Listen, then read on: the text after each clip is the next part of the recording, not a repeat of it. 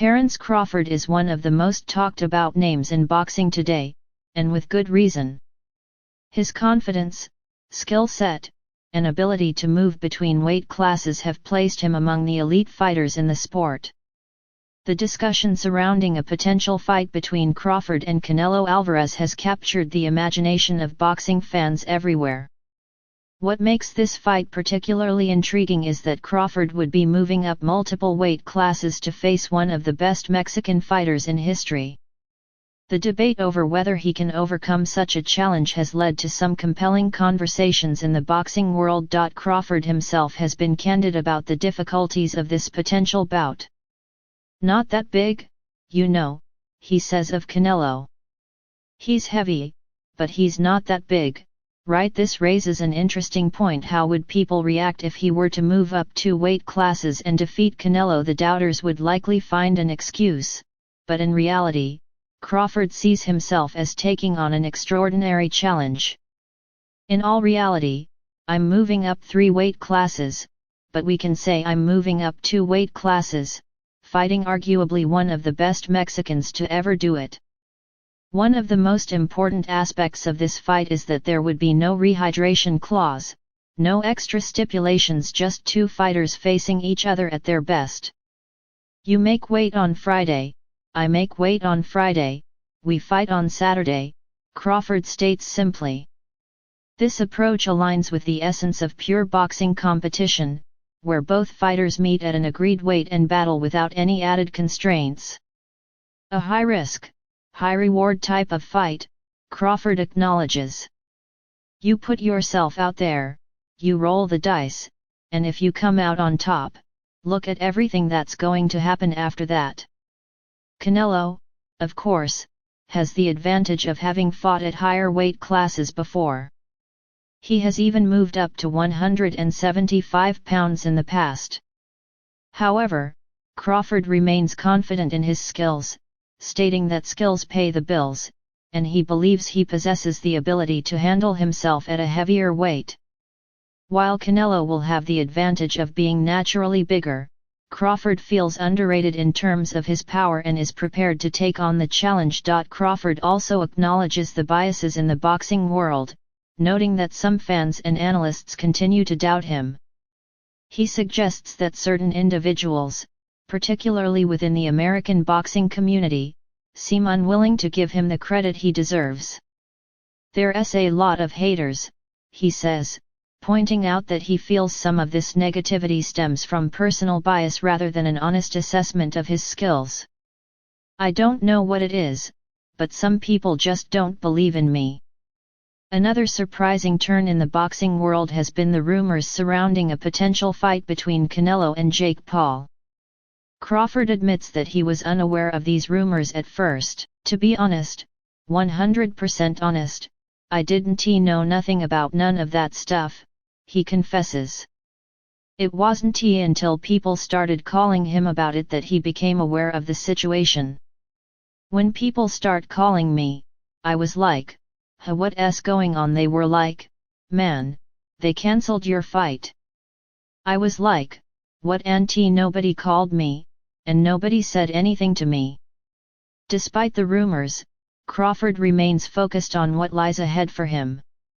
He understands that boxing is unpredictable and that speculation about potential fights often circulates without any real foundation. Still, he remains prepared for whatever challenges come his way. When evaluating a possible fight with Canelo, he breaks it down analytically. "Canelo is 5'7", my arms are longer, he's strong, I'm strong. It'd be, to me, skill for skill." He recognizes that while Canelo is not the biggest 168-pound fighter, he is still a formidable opponent. An interesting suggestion came from Bill Haney, who encouraged Crawford to take the fight with Canelo instead of pursuing a bout with Errol Spence. "Man, forget Spence," Haney reportedly told him. "Go fight Canelo." Initially, Crawford found the idea surprising. "I was looking at him like, come on, way up there." However, Haney believed that Crawford could truly test himself against Canelo, seeing it as the ultimate challenge. Crawford has always been a fighter who enjoys proving himself in the ring, and this mentality aligns with his approach to the sport. You have to take risks, he emphasizes. If I go up and beat Canelo, what can they say? Of course, critics will always find something to detract from his achievements, but in the grand scheme of things, winning a fight at such a significant weight disadvantage would cement his legacy as one of the all-time greats. Canelo himself has commented on the state of boxing today, particularly regarding the rise of fighters like Jake Paul. He believes that while anyone is free to pursue their desires, boxing is not a sport to be taken lightly. Boxing is no joke, Canelo states. I had no reason to become a professional boxer just for the sake of it. They made me, they left me half dead after that fight. This isn't a joke. This perspective from Canelo highlights the rigorous nature of professional boxing. Fighters dedicate their lives to the sport, and stepping into the ring is a serious commitment. Even with the influx of celebrity and crossover fights, true professionals like Canelo and Crawford continue to emphasize the discipline and hard work required to compete at the highest levels. Reflecting on his own career, Canelo recalls his early days, particularly his fight against Floyd Mayweather. I was 23 when I fought Floyd, he remembers. I always thought I needed to fight first with guys like Erislandy Lara before fighting Floyd. But that's what it is. He acknowledges that at the time, he lacked the experience and maturity needed to truly compete against Mayweather. I needed more experience, more maturity. Fights against top-level opponents are what help fighters grow and develop into the best versions of themselves. Looking back, Canelo sees that loss as a stepping stone that ultimately made him a better fighter. Fights like that help you more than anything, he explains. Because then you realize you can go 12 rounds with the best fighter in the world. As the conversation around Crawford vs. Canelo continues, boxing fans eagerly await confirmation of whether this fight will become a reality. Both fighters have proven themselves time and time again, and a clash between them would undoubtedly be one of the most exciting matchups in modern boxing history. The question remains, will Crawford take the risk and move up to challenge Canelo, and if so, will his skills be enough to overcome the size difference? Only time will tell, but one thing is certain, if the fight happens, the boxing world will be watching with great anticipation. In the world of boxing, every fight is a lesson, every loss a stepping stone. When a fighter steps into the ring, they are not just battling their opponent but also themselves, their fears, their doubts, and their past mistakes. Canelo Alvarez understands this deeply. When asked about a fight that defined him, that made him feel like a true warrior, he didn't hesitate to name his battle against Miguel Cotto. It wasn't just another victory, it was a turning point, a moment that solidified his belief in himself, a realization that his best moments were still ahead.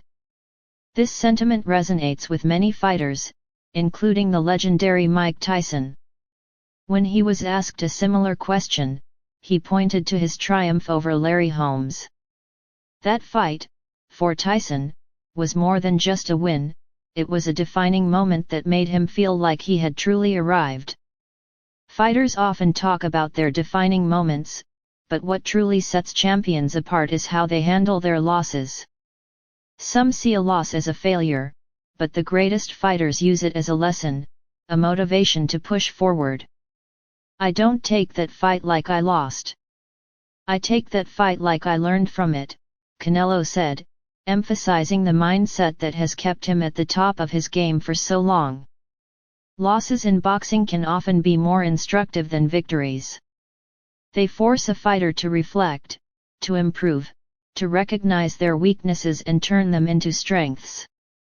Canelo's perspective on losing is not unique among great fighters. Many legends in the sport have had similar experiences, Tyson included. Mike Tyson, one of the most fearsome boxers in history, has always been candid about his past, his fights, and his personal struggles. When discussing his journey, he acknowledged that his defeats played a significant role in shaping the fighter and the man he became. His philosophy is simple yet profound: life is what you make it. Whether you see yourself as a great fighter or not, it all depends on your mindset. This mindset is evident in Canelo's approach to the sport. Despite being one of the most accomplished boxers of his generation, he remains humble, always striving for improvement. His ability to stay grounded and focused is what makes him special. As Tyson and Canelo conversed, the mutual respect between them was evident. They were not just two champions exchanging pleasantries, they were warriors acknowledging the battles they had fought, the hardships they had endured, and the sacrifices they had made. Mike Tyson has often spoken about how truly great fighters do not just win fights, they elevate themselves above their competition. As good as you are, the greater you are, the more he kicks your ass, Tyson said, referring to fighters who always push themselves beyond their limits. For Canelo, this philosophy rings true. He has always been known for his work ethic, his discipline, and his relentless pursuit of greatness. From a young age, he was seen as special. Even as a teenager, he was competing against and defeating older, more experienced fighters. They used to call him Mini Tyson in Mexico, someone noted, highlighting the similarities between the two legends. The comparison is fitting. Both Tyson and Canelo possess a rare combination of power, skill, and determination.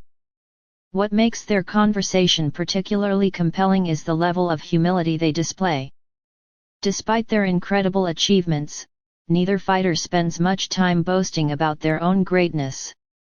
Instead, they discuss other fighters, the history of boxing, and the lessons they have learned along the way. Humility is a trait that many of the greatest champions share. They understand that success is not just about talent but about continuous growth, adaptation, and learning. That's why you always improve, Tyson remarked, emphasizing the importance of remaining humble and open to learning. Canelo's demeanor throughout the conversation is notable. He exudes a sense of calm and composure, a stark contrast to the intensity he displays in the ring. This ability to balance aggression and tranquility is what makes him such a formidable fighter. In discussing his mindset, Canelo touched upon an important point: boxing is a dangerous sport. It is not something to be taken lightly. When Jake Paul's name was mentioned, Canelo was quick to point out that while Paul may be making a name for himself in the sport, he is far from an elite or experienced professional. Jake is not a pro. He just became a pro, Canelo said, acknowledging the vast difference between someone like Paul and the seasoned professionals who have spent their lives honing their craft. This distinction is important. True professionals dedicate years, sometimes decades, to their craft. They face hundreds of amateur fights before even stepping into the professional ring. Jake Paul, on the other hand, has only a handful of professional bouts to his name. That is not to say that Paul does not have potential, but there is a significant gap between someone like him and a fighter who has been competing at an elite level for years. Throughout the conversation, the respect between Tyson and Canelo remained evident. To see him well, back healthy, is really good for us, Canelo said, expressing his appreciation for Tyson's presence. Tyson, in turn, acknowledged Canelo's talent and dedication, calling him a real ass killer who fights at a level above his competition. This mutual admiration is refreshing. In a sport often dominated by trash talk and ego, seeing two legends show such genuine respect for each other is inspiring. As the conversation wrapped up, the energy remained high. "Muchachos, thank you so much for joining us," one of the hosts said, expressing gratitude for the insightful discussion. "You did a great job," Tyson told Canelo, further cementing the camaraderie between them. The discussion wasn't just about boxing, it was about life, philosophy, and the mindset required to achieve greatness. It highlighted the importance of resilience, humility, and continuous self-improvement. Canelo and Tyson may come from different generations, but their approach to the sport and to life is remarkably similar. Both understand that success is not just about talent but about hard work, discipline, and a relentless desire to improve. It is this mindset that separates the good from the great. It is what allows fighters like Canelo and Tyson to leave a lasting legacy in the sport of boxing. As the podcast came to an end, the conversation left a lasting impression. It was a reminder that true greatness is not just about winning fights but about the journey, the lessons learned, and the respect earned along the way. Whether it was Canelo reflecting on his fight with Cotto, Tyson recalling his battle with Holmes, or their shared appreciation for the sport, the discussion was a testament to the enduring spirit of boxing. And for those who tuned in, it was a chance to witness two legends share their wisdom, their experiences, and their respect for each other. In the end, boxing is not just about throwing punches. It is about resilience, learning, and constantly striving to be better. And that is what makes champions. Catch the full podcast and experience the energy, the insights, and the wisdom of two of boxing's greatest warriors. Until next time, fight on!